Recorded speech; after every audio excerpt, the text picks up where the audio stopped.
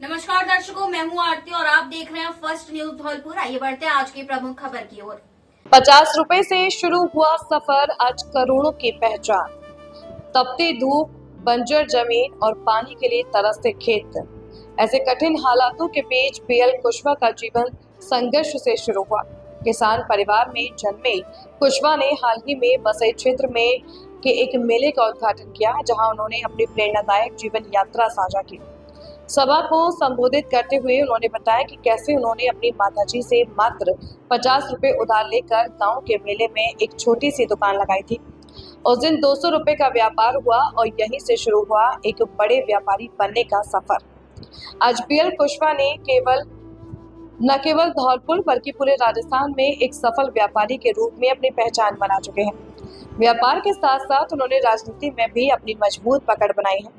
वे खुद एक बार बसपा से धौलपुर के विधायक रहे। वहीं उनकी पत्नी शुभरानी कुशवाहा को उन्होंने 3 बार अलग अलग पार्टियों से विधायक बनवाकर एक अनोखा रिकॉर्ड कायम किया, जो आज की राजनीति में बेहद दुर्लभ माना जाता है। अपने संबोधन में उन्होंने युवाओं को व्यापार, शिक्षा और एकता का संदेश देते हुए कहा कि छोटी शुरुआत से बड़ा मुकाम हासिल किया जा सकता है, बस हौसला और मेहनत जरूरी है। वैसे तो मैं बाहर निकला हुआ था, लेकिन जैसे ही मुझे ये पता चला कि मेले का आयोजन हमारे हरिदास महाराज मंदिर पर किया जा रहा है, तो मुझे बेहद खुशी हुई और मैंने सारे प्रोग्राम कैंसिल करके मैंने कि आप बोल दो, मैं खुद आ रहा हूँ। मैडम तो पहले आ ही रही थी, तो मुझे बेहद खुशी है इस बात की कि इतने हमारी समाज का एकमात्र ये मंदिर है, यहाँ पर जो शांति है उसका सबूत तो आपको इन पेड़ों को देखने के बाद में महसूस होता ही होगा, जैसा मुझे हो रहा है। और मेरी तो जो राजनीतिक यात्रा है वो इस मंदिर के आशीर्वाद की ही देन है। आप एक बार जोरदार ताली बजाइए।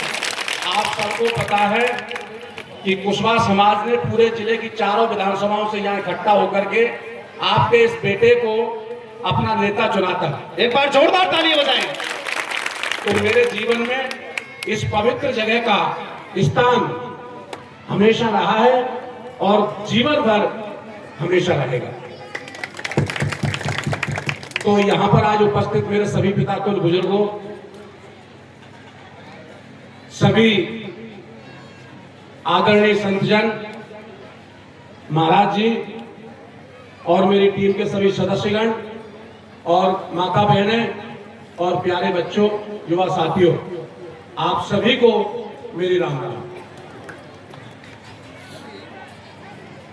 दोस्तों, अपने जीवन में तरक्की करने के लिए 3 चीजों को अपने जीवन का आधार बना लो। वैसे तो उन 3 चीजों के बारे में मैं सैकड़ों बार समाज के बीच में बता चुका हूं, लेकिन ये बातें कोई एक बार कहने की नहीं है। इन बातों को तो हम जितना ज्यादा कहेंगे, जितनी बार कहेंगे, जितने ज्यादा लोगों से कहेंगे, तभी ये चीज हमारी आने वाली पीढ़ी के दिमाग में घुस पाएगी और तभी हमारी आने वाली पीढ़ी का विकास हो पाएगा। तो ये 3 बातें हर बुजुर्ग, हमारी माता बहनें और मेरे युवा साथी और हमारा भविष्य, सभी प्यारे बच्चे पूरे तरीके से घोंट के पी जाओ। पहले कहते थे ना दादाजी और मास्टर साहब, ये पाठ तो घोंट के पी लो, ये तो परीक्षा में आएगा ही आएगा। तो ये 3 बातें घोंट के पी लो, ये आपके जीवन का उद्धार करने वाली है। इनके अलावा हमारा उद्धार कोई नहीं कर सकता। तो पहली बात, उसका नाम है शिक्षा। अगर आपको तरक्की करनी है तो मेरे प्यारे बच्चों, पहले पूरे एकाग्रता के साथ में सारा दिमाग उठा करके अपनी पूरी ताकत पढ़ने में लगानी है। किसमें लगानी है? पढ़ने में लगानी है। क्योंकि शिक्षा एक ऐसी ताकत है कि अगर आपने इसके लिए मेहनत कर ली, अगर आपने इसके लिए थोड़ा जल्दी जगना सीख लिया और एकांत में पढ़ना सीख लिया, इससे कमाई हुई जो दौलत है वो कोई आपसे बंटवारा नहीं कर सकता। ये हमेशा आपके साथ ही रहने वाली है। इस पर हमेशा आपका ही अधिकार रहेगा। ना आपका भाई बंटवारा कर सकता, ना आपके पिताजी इसमें से कुछ बंटवारा दे सकते दूसरों को, और ना दुनिया का कोई दूसरा आदमी आपकी इस दौलत में से ले सकता। तो इस दौलत की कमाई लेकिन आप लोगों को करनी पड़ेगी, क्योंकि कोई भी चीज ऐसे ही फ्री में नहीं मिलती है। आज जितने भी संत महात्मा हुए हैं, जितने भी महान व्यक्ति हुए हैं, डॉक्टर अंबेडकर जैसे लोग, महात्मा ज्योतिबा फुले जैसे लोग, उनको आज क्यों पूजते हैं, उनको आज क्यों याद करते हैं? क्योंकि उन्होंने शिक्षा के महत्व को समझा, मन लगा के पढ़ाई की, और वो दुनिया के लिए एक मिसाल पैदा कर रहे हैं। जोरदार तालियां के लिए, हम पिछड़ों के लिए, जो दबे कुचले लोग थे, पूरी इंसानियत के लिए वो देवता का रूप ले चुके हैं आज की डेट में। तो आप इस बात को दिमाग में उतार लो कि हमें सबसे पहले क्या करना है, अच्छे से पढ़ाई करनी है। पढ़ाई करने के बाद में अगर आपको बढ़िया नौकरी मिल जाती है, बहुत अच्छी बात है, लेकिन अगर नहीं मिलती है तो परेशान होने की जरूरत नहीं है, क्योंकि दुनिया में खुश रहने के लिए, अमीर होने के लिए या नाम कमाने के लिए कोई जरूरी नहीं है कि सरकारी नौकरी मिलेगी तभी आपको बड़ा नाम मिलेगा। उसके लिए दूसरा रास्ता क्या है, वो है व्यापार। तो दूसरी बात क्या दिमाग में डालनी है, पहली शिक्षा हो गई, दूसरी क्या है, व्यापार। आप इसको जितनी जल्दी सीख लोगे, और सीखने का बढ़िया तरीका आज का ये दिन है। क्या है आज का ये दिन है, आप देख लो इन दुकानदारों की शक्लों को जाकर के, और इन भाइयों को, इनसे सीखो कि एक भाई कैसे अपनी दुकान लगा रहा है। आपको एक राज की बात बता दूं, मैंने अपने पूरे जीवन में सबसे पहले व्यापार पता है कैसे सीखा था? हमारे गांव में एक मेला लगता था, उसको बोलते हैं दौरे का मेला, जो गर्मियों में लगता है। हमारे गांव में एक मेला लगता था, मैंने छोले की दुकान लगाई थी। किसकी लगाई थी? छोले की। और पहली बार 200 रुपए कमाए थे। कितने रुपए कमाए थे? 200 रुपए। यानी मम्मी से 50 रुपए उधार लिए, यानी मैंने बैंक की तरह कर्ज लिया 50 रुपए, उसका सामान लाया, छोले बनाए और उनको बेचा मार्केट में, बाजार में, और मुनाफा कितना कमाया? 150 रुपए का। आप सोच नहीं सकते, वो 150 रुपए मेरे जीवन का बहुत बड़ा आधार था। वो 150 रुपए मेरे लिए 1.5 करोड़ रुपए के बराबर थे उस जमाने में। तो आपको यह समझना है कि कोई व्यक्ति रातों रात करोड़पति नहीं बनता है। हर कोई व्यक्ति ऐसे ही शुरुआत करता है। कैसे शुरुआत करता है? जीरो से, जैसे मैंने की। आपने धीरूभाई अंबानी का नाम सुना है? पढ़े लिखे सभी बच्चे सुना है आप लोगों ने? जिसकी रिलायंस कंपनी है, धीरूभाई अंबानी, मुकेश अंबानी, पता है उसने भी ऐसी शुरुआत की थी। वो भी एक मंदिर पर जब बहुत ज्यादा भीड़ होती थी तो मंगोड़ी की दुकान लगाता था। काय की लगाता था? मंगोड़ी की। और उसने पैसा कमाना शुरू किया। पहले मंगोड़ी की दुकान लगाई, उससे कुछ पैसे कमा लिए, तो फिर वो विदेश चला गया पेट्रोल पंप का पेट्रोल भरने के लिए। वहां पे पेट्रोल भी भरी उसने, और अपने सपने भी देखता रहा, सपने देखता रहा, उसी दिशा में काम करता रहा। और एक दिन आपके सामने देख लो, आज वो दुनिया का कितना बड़ा उद्योगपति है, बच्चा बच्चा जानता है। तो वो लोग पकौड़े की दुकान लगा करके जब संसार के सबसे धनी व्यक्ति बन सकते हैं, आपका बेटा जमालपुर गांव में पैदा होकर के 50 रुपए की दुकान से स्टार्ट करके ये मान सम्मान कमा सकता है, तो आप सब लोग अपने अपने बच्चों को देख लो, और सभी बच्चे अपनी शक्लों को देख लो और मेरी शक्लों को देख लो। क्या अंतर है? मैं भी तो आपकी तरह ही पैदा हुआ हूं, आपकी तरह किसान के बेटे के घर पैदा हुआ हूं, आपकी तरह इस मेले में शुरुआत की है, तो आप क्यों नहीं कर सकते?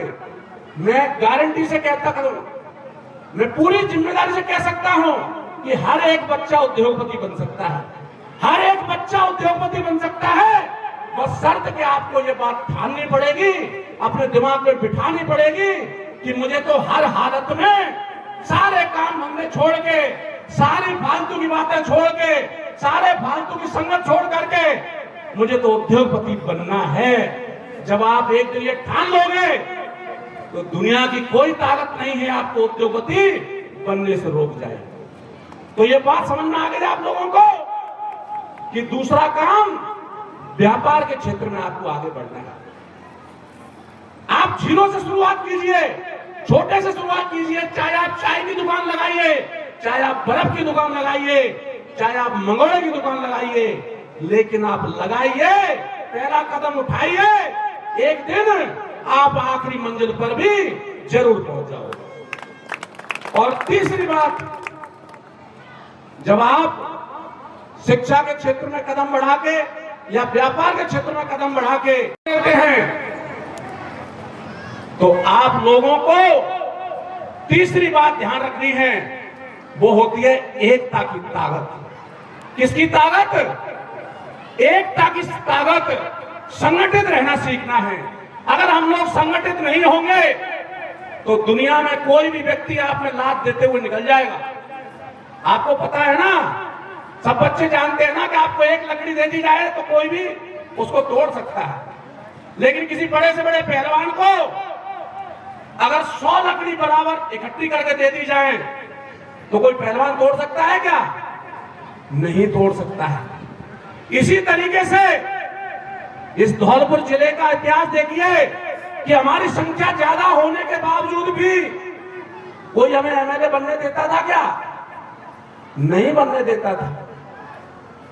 हमारे वोटों को इधर उधर बांट करके और मलाई खा करके निकल जाते थे, बाद में हमें पास में भी नहीं बिठाते थे, क्योंकि बोलते थे तुमने तो हमें वोट दिया ही नहीं है। लेकिन जब समाज ने एकजुट होकर के एकता की ताकत को समझा, जब समाज ने, पूरे जिले ने एकता की ताकत को समझा, सब लोग जब एक मुट्ठी में एक हो गए, अपना एक नेता चुन लिया, तो रिजल्ट आपके सामने है। आपका सम्मान, आपका झंडा आज तक बुलंद है, और जब तक आपकी एकता कायम रहेगी ये झंडा ऐसे ही आपका बुलंद रहेगा। बस इतना कहते हुए मैं अपनी वाणी को विराम देता हूं। आप सबने जो मान सम्मान दिया इसके लिए बहुत बहुत धन्यवाद, धन्यवाद, धन्यवाद। सैपो में हनुमान जन्मोत्सव पर भव्य यात्रा निकाली गई। शोभा यात्रा की शुरुआत पुराना बाजार स्थल मंदिर से कलश यात्रा और बैंड बाजों के साथ शुरू होकर अस्पताल मार्ग से होते हुए बाड़ी बसेड़ी तिराहे पर पहुंची। इस दौरान जगह जगह पर श्रद्धालुओं के द्वारा शोभा यात्रा का ठंडाई, शरबत, फल और पेयजल पिलाकर स्वागत किया गया। खासतौर पर अल्पसंख्यक समाज के युवाओं के द्वारा शोभा यात्रा का पुष्प वर्षा कर शीतल पेयजल पिलाकर स्वागत किया गया। शोभा यात्रा अध्यक्ष मनोज शर्मा का मुस्लिम समाज के शाही जामा मस्जिद इमाम हाफिज रेहान, बूरा शाह वाइस चेयरमैन, सदर सफीक शाह, पप्पू उस्मानी, शकील ड्राइवर, बंटी कुरैशी, सोनू मिर्जा, मोहम्मद मिर्जा सनी, शाह अबरार फारूकी, रहीमुद्दीन मलिक, इकबाल फारूकी के द्वारा साफा पहनाकर स्वागत किया गया। शोभा यात्रा का मुख्य बाजार से होकर धौलपुर रोड तक कई जगह व्यापारी एवं अन्य समाजों के लोगों द्वारा शीतल पर ठंडाई, शरबत एवं पुष्प वर्षा कर भव्य स्वागत किया गया। शोभा यात्रा के कदम खंडी हनुमान मंदिर पहुंचने पर सामूहिक हनुमान चालीसा पाठ और प्रसादी वितरण कर समापन किया गया।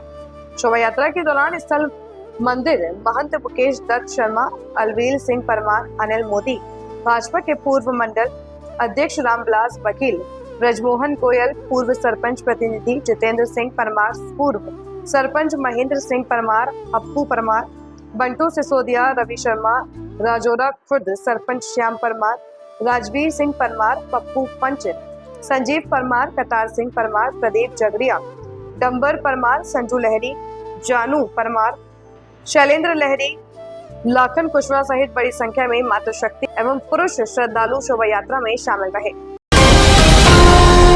एक माह पूर्व बनी आरसीसी सड़क उखड़ी, ग्रामीणों में भारी आक्रोश। धौलपुर जिले की पंचायत समिति सैपो की ग्राम पंचायत नगला खड़गपुर में एक माह में ही उखड़ गई आरसीसी सड़क, ग्रामीणों में भारी आक्रोश। ठेकेदार और अधिकारियों पर भ्रष्टाचार का आरोप लगाया है, घटिया सामग्री का उपयोग करने का भी आरोप लगाया। ग्रामीण लक्ष्मीकांत शर्मा और कैलाश चंद्र शर्मा ने कहा कि ठेकेदार ने निर्माण कार्य में गुणवत्ता को नजरअंदाज किया। ग्रामीणों का कहना है कि सड़क निर्माण में बड़े पैमाने पर भ्रष्टाचार हुआ है। ठेकेदार ने अपनी जेब भरने के लिए घटिया सामग्री का उपयोग किया। ग्रामीणों ने उच्च अधिकारियों से जांच की मांग की है और दोषियों पर कार्रवाई की मांग की है। ग्रामीणों का कहना है कि वे अपने अधिकारों के लिए लड़ रहे हैं और उन्हें न्याय चाहिए। उन्होंने चेतावनी दी कि अगर दोषियों पर कार्रवाई नहीं हुई तो वे उग्र आंदोलन करेंगे। सैपौ से कृष्णकांत की रिपोर्ट। राज्य सरकार का पैसा, भारत सरकार का पैसा बुरी तरह से ये लोग जो खा रहे हैं, जिन्होंने सीसी खरंजा किया है उसमें कंकड़ जो बाहर का के पड़े हुए, कुछ नहीं, पूरा पूरा टूट गया खरंजा। 1 महीना हुआ है मात्र। इनको ये पूछिए, JEN भी इसमें मिला हुआ है और मतलब क्या कहते वो ठेकेदार है हरिओम ठेकेदार बाने जी, क्या कहते रेत डार करके चिपड़ के चले हो गए। और बताओ जाके जब 1 महीना खत्म है, पूरा खरंजा ही खत्म हो गया। क्या मतलब है? सरकार क्या कर रही है, क्यों सोच रही है भाई?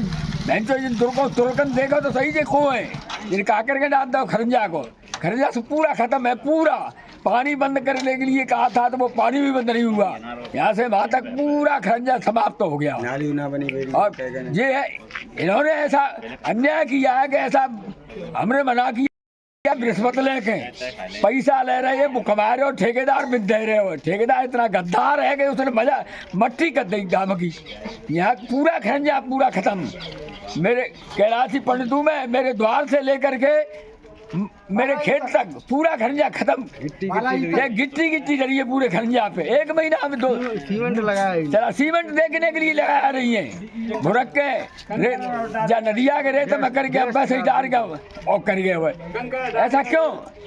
इस तरीके से भाई कहा तो मोदी जी ये कहते हैं कि हम जो है बहुत बढ़िया काम करेंगे, और यहाँ के वो भजन लाल जी है मुख्यमंत्री जी, उनका भी हाथ होगा इसमें।